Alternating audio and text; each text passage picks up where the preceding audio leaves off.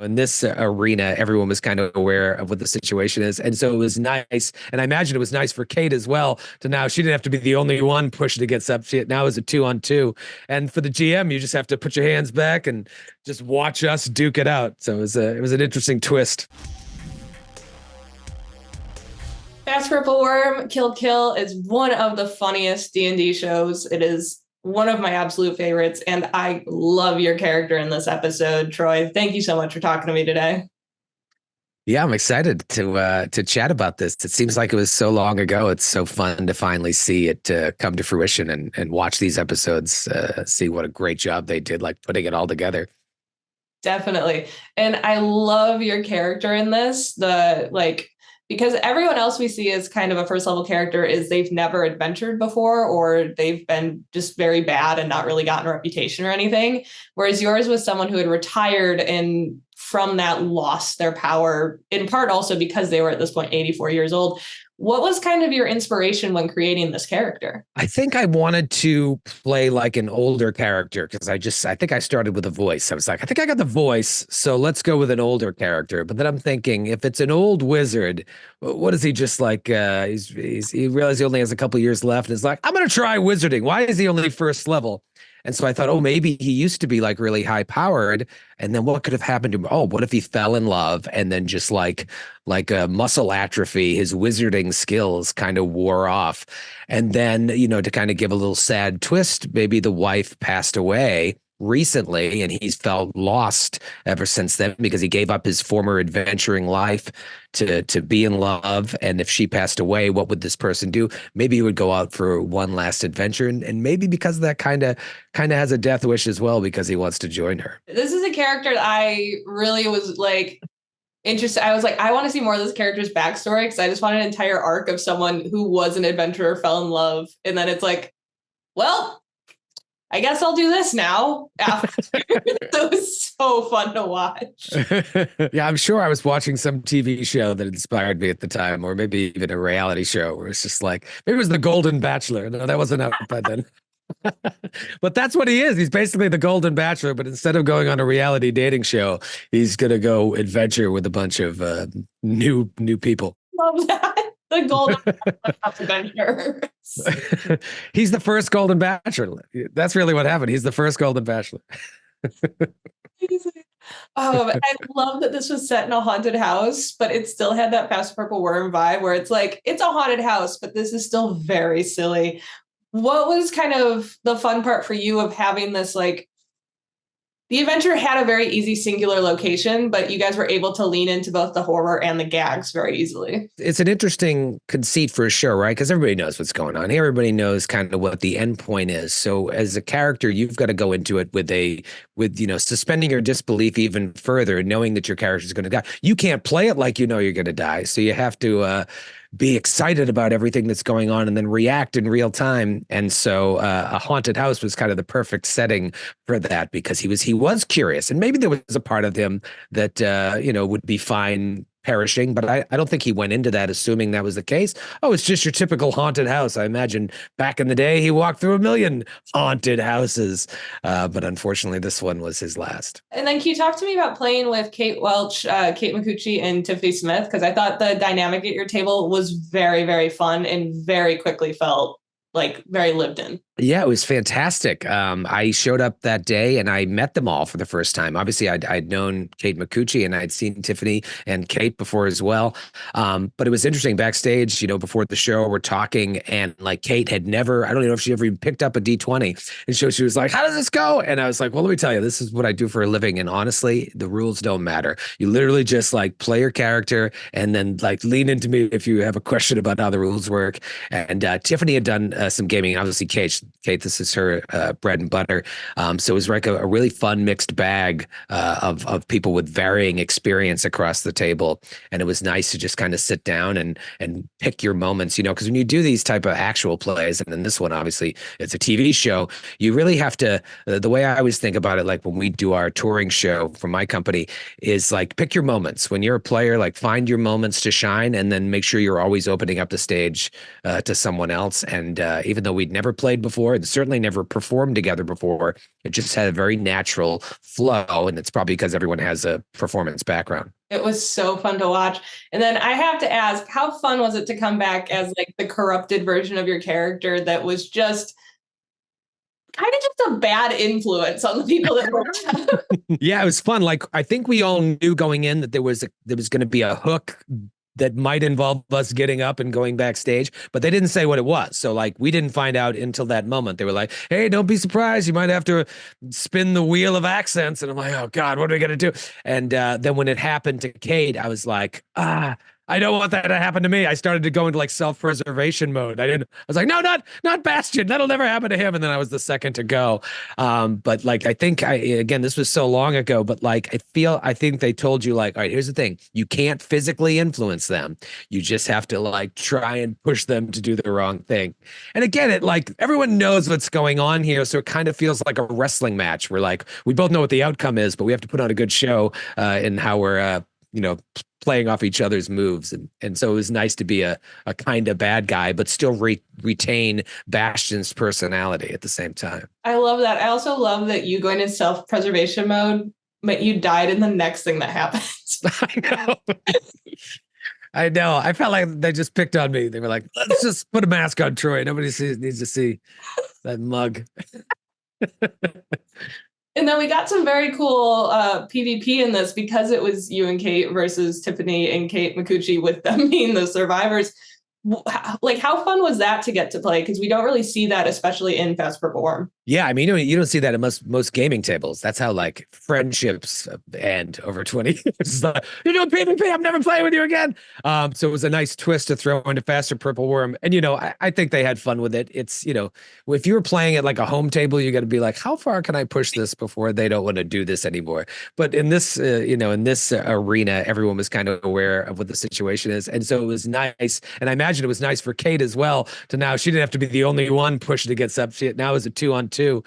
And for the GM, you just have to put your hands back and just watch us duke it out. So it was an interesting twist. Can you talk to me a little bit about working with Beetle and Grimm on this? Because like you said, you have your own company that does actual plays. So what was it like kind of jumping in and seeing how they ran theirs? I'm the CEO of the Glass Cannon Network. We started in 2015 with just a single podcast, and now it's grown to, dozens of shows and a live tour and whatnot. And it was during COVID, actually, when we were just doing remote streaming, because everything we had done before then was podcasts and some in-studio streaming. And then when the world shut down, we're like, we need to really ramp up our remote game.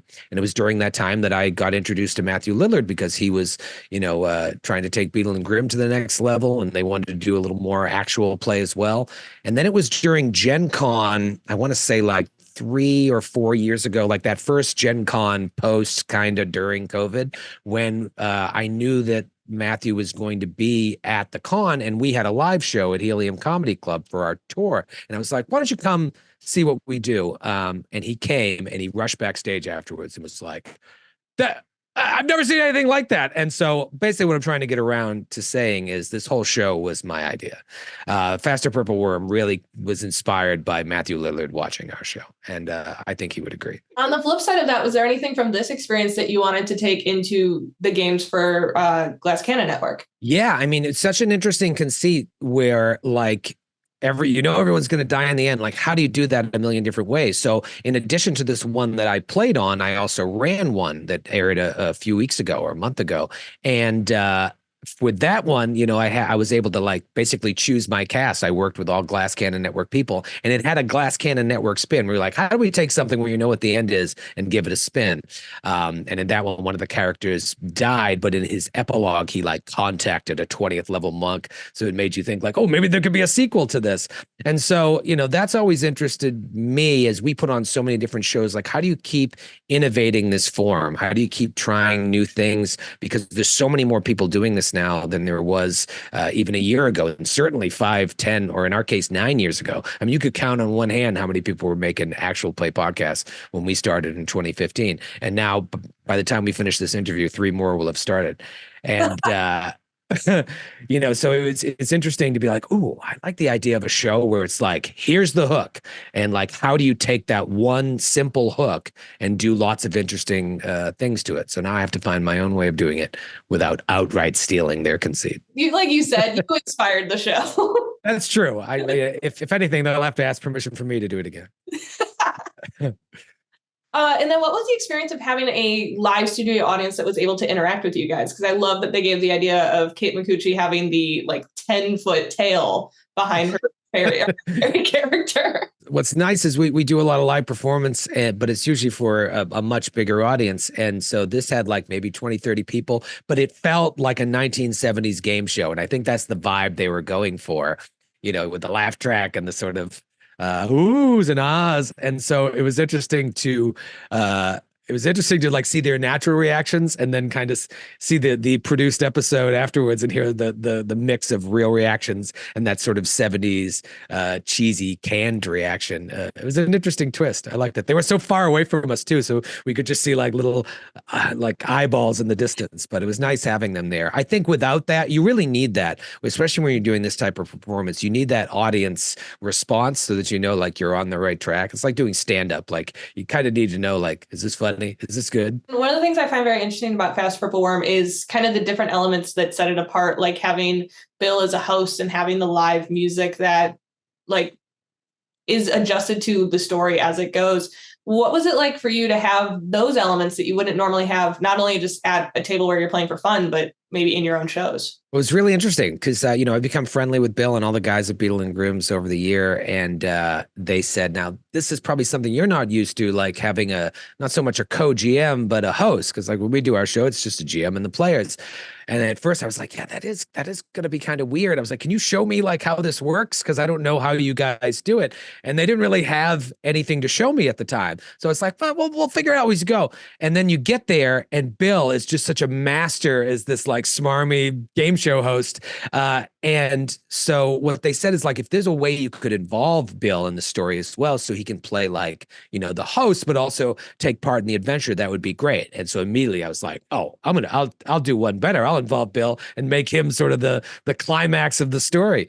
And then the music guy, they had told me they had this guy that does improv like piano during the show, and that they had used him in sort of the pilot episodes that they were doing in Burbank when they were playing at like a game store. And I was like, that sounds so cool. Then you see this guy in person and it's unbelievable what he can do. I mean, I'm not a musician. I could play a couple chords here and there. Just seeing someone be able to not only create a underscore to the like mood of the scene that's happening in that moment, but to be able to change it when a player takes something in a different direction. It was such an interesting addition and nothing I'd ever experienced before. It's one of my like quietly favorite aspects of the show. It's one of those things that you don't, because it's done so well, you don't think about it. You know what it reminds me of is everybody enjoy, well, not everybody, a lot of people enjoy doing karaoke. And then people are like, well, have you ever done karaoke with a live band? And I'm like, no. And they say, that's 1,000 times better. That's what this felt like. It was like karaoke with the live band. Oh, it's the perfect analogy. I love that. And then what maybe surprised you when you were playing in Fast and Purple Worm, either as a player or a GM, that you didn't expect to experience in there? Because for me, it's always just how much heart ends up being in this very silly show. It's always interesting to see what everyone else is going to bring to the table, like what their characters are going to be. And you kind of think like, well, I have an arc in mind, but ultimately my arc may not matter in the face of the GM's monster and the other people at the table.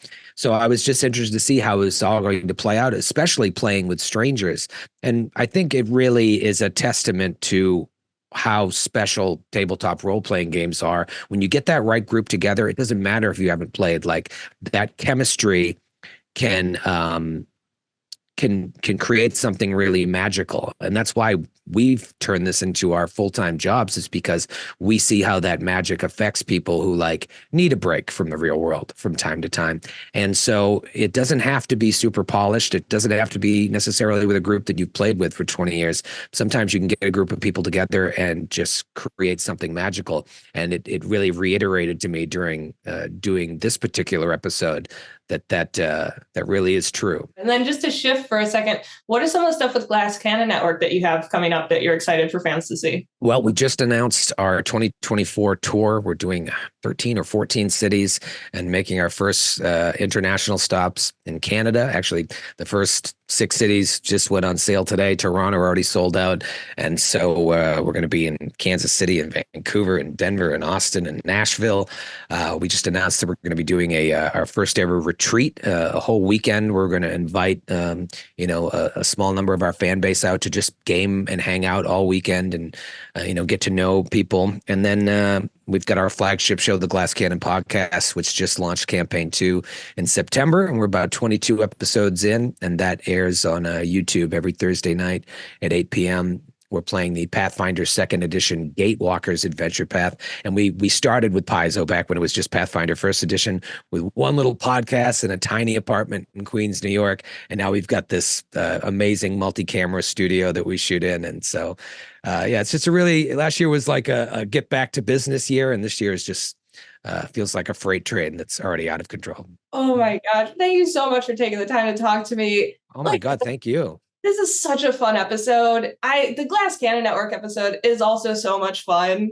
That was such a silly one that was so great.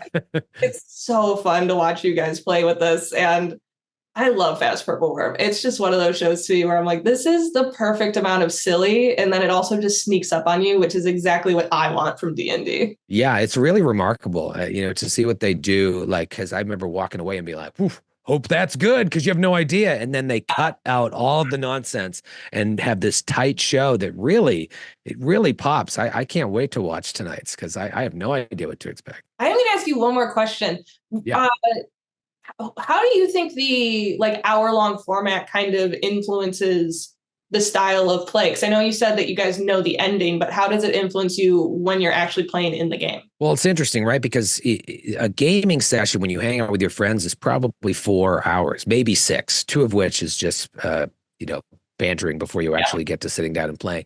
But the form of actual play as it exists right now is kind of leans more towards 2 hours. And so when you get down to 1 hour, that mimics traditional television. So that's why you have to do that. But it's a lot harder to get through a whole game session, especially one where the characters are all going to die at the end. But I think what ends up happening is you end up cutting out a lot of the fluff that separates a role-playing game session from an actual TV show. If you remove all the fluff, you end up with a show that, could look like anything on Netflix.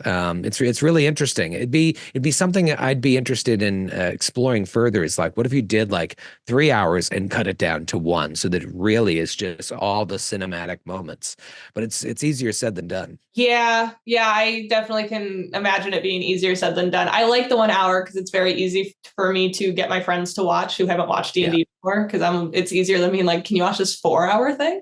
But yeah, tell me about it. I'm trying to get down to a half an hour, and our fans keep being like, no, more. I'm like, no, less. We'll do more of less instead of less of more.